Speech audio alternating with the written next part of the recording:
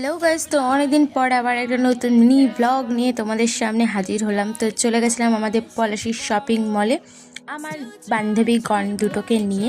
পয়লা বৈশাখের আগে কী কী কালেকশান এসছে তো সেগুলো দেখার জন্য। আর ঢুকেই আমাদের বান্ধবীগণের কিছু জিনিস পছন্দ হয়ে যায়। ছুটতে ছুটতে তারা ট্রায়াল রুমে চলে যায়। আমিও একটু ফ্যাশন করতে আমিও ট্রায়াল রুমে একটু ঢুকে পড়ি। আর ওরা দেখি কিছু কিনুক বা না কিনুক, ওদের ফটো তোলাটা মাস্ট। তো আমার বান্ধবীগুলো একটু বেশি আবেগলা, যাই হোক সেটা বড় কথা নয়। তো আমাদের নিচে কোনো জিনিস পছন্দ হয়নি, কোনো জিনিস বলা ভুল, মানে ঠিকঠাক আমাদের পছন্দ না হয় আমরা ওপরে চলে গেছিলাম। ওপরে গিয়ে আমরা কিডস সেকশানে দেখছিলাম যদি আমাদের গায়ে কোনো কিছু হয়তো নিয়ে আসতাম, কিন্তু কিছু আমরা পাইনি। সানগ্লাস দেখে ব্যাগের কালেকশন দেখে মনটাকে ভরিয়ে আমরা চলে গেছিলাম খেলনা ডিপার্টমেন্টে।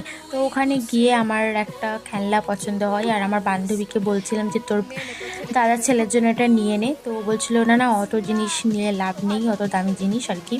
পাশেই একটা গাড়ি আমার খুব পছন্দ হয়েছে, আর কেন জানি না আমার গাড়িটা দেখে আমি প্লেনের মতন উড়াচ্ছিলাম। গাড়ি কোনোদিন প্লেনের মতন উড়াতে হয় সেটাও আমার কাছ থেকে শিখে নিও তোমরা। তো গাড়িটাও রেখেও আমার মন ভালো ছিল না, ভালো লাগলো না। তো চলে গেলাম একটা বাচ্চাদের ড্রেস দেখতে, আর ড্রেসটা দেখে সত্যি এত সুন্দর, দামটাও অনেকটা সুন্দর।